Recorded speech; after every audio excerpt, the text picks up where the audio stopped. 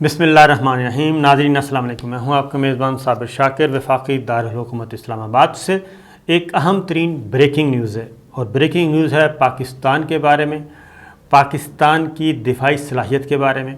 पाकिस्तान ने एक ऐसा अहम संग मील हासिल किया है दिफाई निज़ाम में कि हमारा दिफाई निज़ाम जो है वो फुल प्रूफ हो गया, हमारी सिक्योरिटी फुल प्रूफ हो गई है और ये सलाहियत बहुत कम मुल्कों को हासिल है।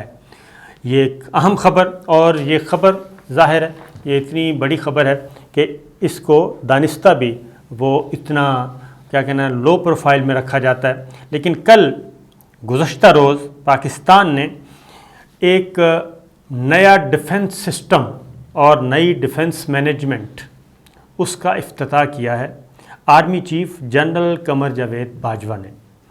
और ये एयर डिफेंस बॉर्डर पर दुश्मन के साथ क्या कर सकती है ये मैं आपको बताने जा रहा हूँ। और इसका ये जो integrated air defence battle management centre है ये आखिर है क्या। सेंटर छोटा सा लफ्ज़ ही है, बोले जाते हैं जैसे कोई भी छोटा मोटा सेंटर नहीं, ये बहुत बड़ा इदारा है और यूँ समझें कि पाकिस्तान के दिफाई निज़ाम की ये बैकबोन है। और इससे दुश्मन के दांत कितने खट्टे हो सकते हैं और क्या दुश्मन के साथ क्या कर सकते हैं हम, ये आपको मैं इन थोड़ी सी डिटेल्स बताता हूँ। टेक्निकल डिटेल्स हैं लेकिन कोशिश करूँगा कि मैं इसकी थोड़ी सी बताऊँ, क्योंकि एक होती हैं जी ज़मीनी सरहदें कि दुश्मन एक ज़मीनी सरहद पे वार करता है और दूसरा आजकल का जो दौर है वो है फ़िज़ाई, यानी फ़िज़ाई हदूद से आसमानों से और ऊपर ही ऊपर से वो फ़िज़ाई हमला करता है।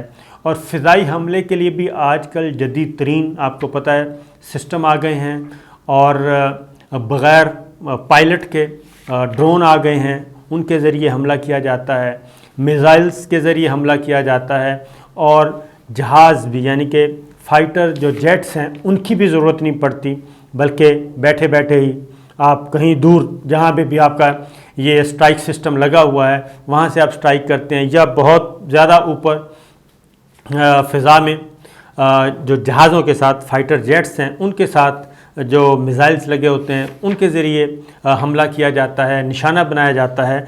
तो पाकिस्तान ने एक ऐसा सिस्टम हासिल कर लिया है, ऐसा निज़ाम वज़ा कर लिया है कि अब दुश्मन शायद ही दुश्मन हमारी ज़मीनी सरहदों के साथ साथ फ़िज़ाई सरहद की भी ख़िलाफ़ वर्जी का सोच सके और हमारे किसी हदफ को निशाना बना सके।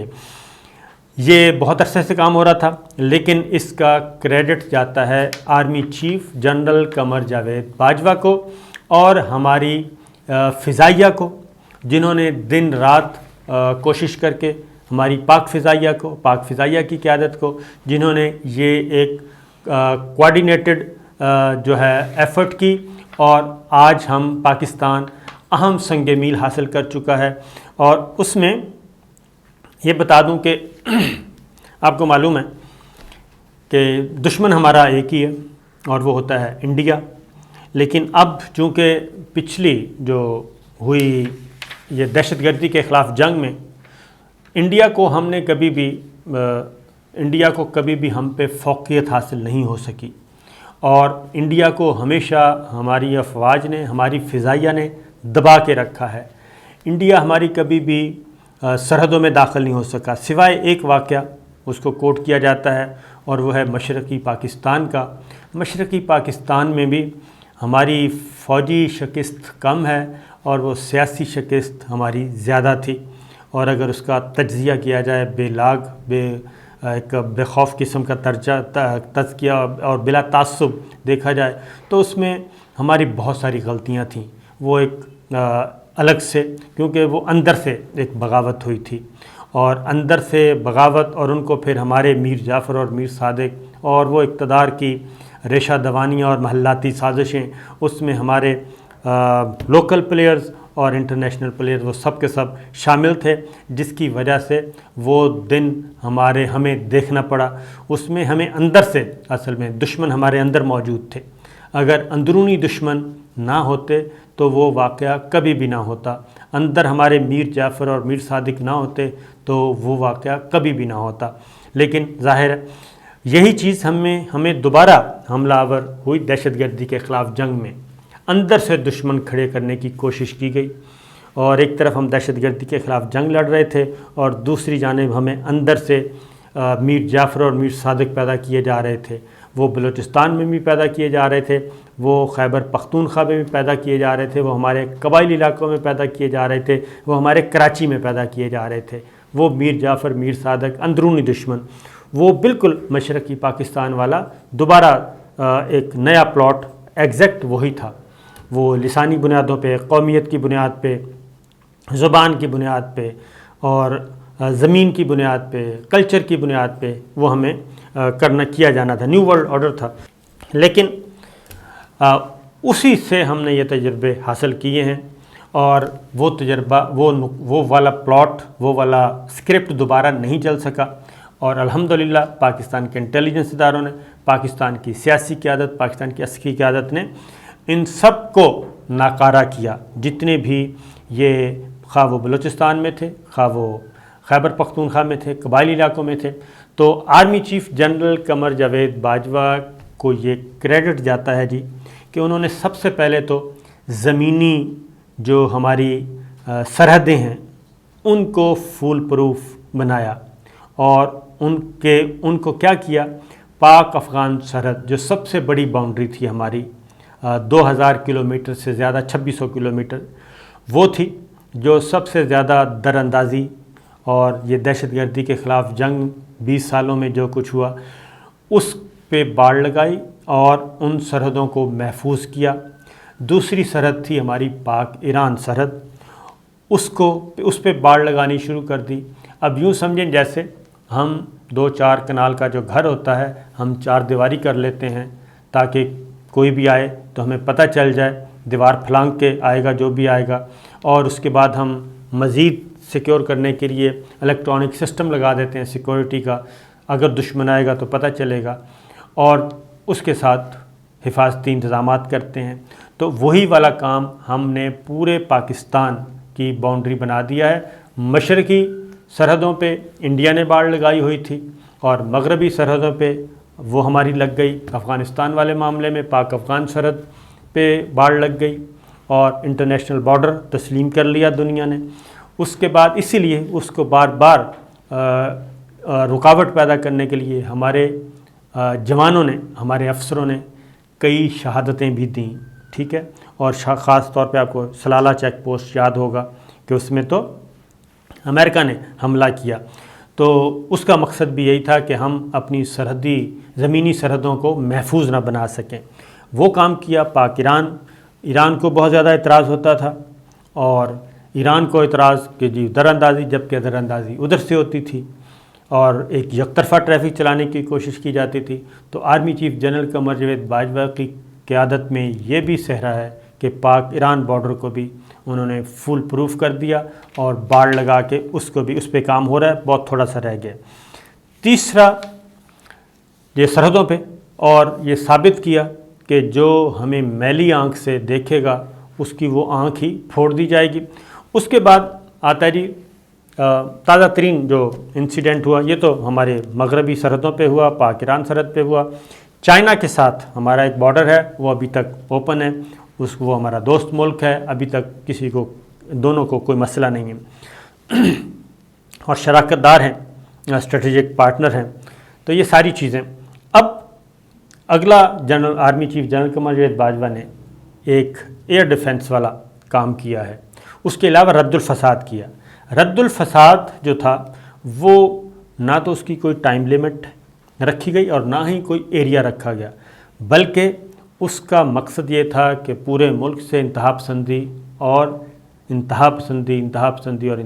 کا خاتمہ، جس سے اگلی سٹیج ہوتی ہے وہ دہشت گردی ہوتی ہے، وہ ختم ہوئی۔ وہ کسی بھی قسم کی انتہا پسندی تھی۔ یہ آپ نے تازہ ترین جو تھا ہمارا آخری مٹ بھیڑ جو ہوئی، وہ ہوئی انڈیا کے ساتھ پلوامہ کے بعد، بالا کوٹ وہ آئے۔ اس کے بعد جو کچھ ہم نے کیا، ابھینندن پائلٹ گرائے، سب کچھ ان کا سسٹم، کمیونیکیشن سسٹم جیم کر دیا تھا اور ان کو بالکل بدحواس کر دیا تھا۔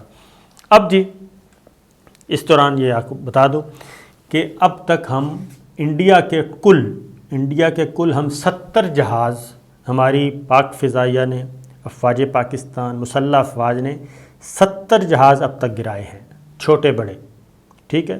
وہ اس میں ان مین بھی آتے ہیں جن کو UAE کہتے ہیں، اور اس میں دوسرے بھی آتے ہیں۔ جتنے بھی جہاز اور میزائلز اور جاسوسی آلات جو آنا، ڈرونز جتنے بھی آئیں، وہ سب کے سب ہم گرا چکے ہیں۔ پاکستان کی حدود میں ان کو آنے کا موقع نہیں ملا، یہ ہے ہمارا۔ لیکن اب ہم نے کیا کیا؟ اب ہم نے جی ایک نیا سسٹم متعارف کروایا ہے، نیا نظام وضع کیا ہے اور اس کا افتتاح کیا ہے، اور اس سسٹم کا نام ہے integrated air defence battle management centre رکھا گیا نام۔ اس کا افتتاح کیا ہے جی، اور اس میں آرمی چیف گئے، اور یہ ایئر ڈیفنس سے متعلق مختلف امور اور مختلف سسٹمز کو مربوط نظام کے تحت بنایا گیا ہے۔ اس میں سر جیسے ہی کوئی فضائی حدود کی خلاف ورزی ہوگی، خواہ وہ کوئی میزائل لانچ کرنے کی کوشش کی جائے پاکستان کی فضائی حدود میں، خواہ وہ ان مین کوئی ڈرون آئے، وہ آئے، پائلٹ کے بغیر والا کوئی لڑاکا آئے، یا کوئی فائٹر جیٹ آنے کی کوشش کرے، تو یہ ایک ایسا مربوط سسٹم بنایا گیا ہے کہ جس میں جو سرحد پہ بیٹھا، یعنی کہ جو سٹرائک پہ بیٹھا ہے شخص، یعنی کہ فضائیہ کا جو گراؤنڈ پہ بیٹھا ہے وہ، اور جو ساری چیزوں کو مانیٹر کر رہا ہے وہ سب آپس میں کوارڈینیشن ان کی ہو رہی ہوگی، اور جیسے ہی یہ کوئی فضائی حدود کی خلاف ورزی ہوگی، ہماری مسلح افواج ایک کوارڈینیٹڈ سسٹم کے ذریعے ان کو بر وقت ہٹ کریں گے اور اس کو ناکارہ بنا دیں گے۔ ہماری فضائی حدود میں اب کسی بھی فائٹر جیٹ کا آنا، کسی میزائل کا آنا، کسی ان مین ڈرون کا آنا پاسبل نہیں رہا، اور یہ سسٹم ہم نے حاصل کر لیا ہے۔ اس سسٹم کے تحت ٹریکنگ بھی ایک خود کار نظام کرے گا، لاک بھی خود کار نظام کے تحت ہوگا، اور پھر اس کے بعد اس کو ٹارگٹ کیا جائے گا۔ یہ ذہن میں رکھیے۔ پھر ہم نے ایک اور جو ISR کا سسٹم تھا ہمارے پاس، اس کو بھی پاکستان کی مسلح افواج نے اپ گریڈ کر دیا ہے، اور اس کو اپ گریڈیشن کے بعد اب وہ جدید ترین سہولتوں سے آراستہ ہو گیا ہے۔ اور اس میں بھی ISR میں انٹیلیجنس بھی، سرویلنس بھی اور ریکوننس بھی، یہ 3 ہوتے ہیں جی۔ تو یہ تینوں کے تینے مربوط نظام کے ساتھ منسلک ہو گئے ہیں۔ تو آپ یہ کہہ سکتے ہیں کہ موجودہ اگر army chief general Qamar Javed Bajwa اور پاک فضائیہ کی قیادت کو یہ ہم موقع دیں، آرمی چیف کو میں اس لیے کہہ رہا ہوں کہ 3 سال اور 2 سال 5 سال ان کے ہو گئے ہیں، اور یہ سب کچھ ان 5 سالوں میں ہوا ہے۔ تیسرا ایک اور چیز کی ہے، وہ ذرا غور طلب ہے کہ پاکستان بالکل کیا کہنا چاہیے آئسولیشن میں ڈال دیا تھا عالمی برادری نے، اور کوئی ریلیونس پاکستان کی نہیں رہی تھی، اور یہی کہا جا رہا تھا کہ پاکستان کو کوئی پوچھنے والا نہیں ہے۔ اس میں بھی اب یہ جو خاص طور پہ اب معاملہ کوئی بھی ہو، مشرق کا ہو یا مغرب کا، پاکستان کی طرف ساری دنیا دیکھ رہی ہے، اور پاکستان سینٹر پوائنٹ بن گیا ہے۔ پاکستان سینٹر پوائنٹ بن گیا ہے، اور اس میں افغانستان کا معاملہ خاص طور پہ ذہن میں رکھیے، فلسطین کا معاملہ ہوا اس میں خاص طور پہ آپ رکھیے کہ پاکستان نے ایک متحرک قسم کا کردار ادا کیا، اور افغانستان کے معاملے میں تو اب ساری دنیا پاکستان کی طرف دیکھ رہی ہے، کیونکہ افغانستان کو جانے والا راستے، تمام راستے وہ پاکستان سے ہو کے جاتے ہیں، اور پاکستان کے بغیر ممکن نہیں ہے۔ انڈیا بالکل دوسری پوزیشن پہ چلا گیا ہے، اور انڈیا کا اس وقت ستیہ ناش ہوا ہے۔ تو یہ ہم نے صلاحیت حاصل کی ہے، اور یہ ایک بہت بڑی صلاحیت ہے، اور اب میرا خیال ہے کہ مشرق و مغرب کہیں سے بھی کوئی بھی جرأت نہیں کر سکے گا اس سسٹم کے حاصل کرنے کے بعد کہ وہ ہماری طرف میلی آنکھ سے دیکھے. اگر وہ میلی آنکھ سے دیکھے گا تو اس کی میلی آنکھ ہو یا کانی آنکھ ہو وہ تباہ و برباد کر دی جائے گی، اور ہم نے ماضی میں یہ کیا ہے.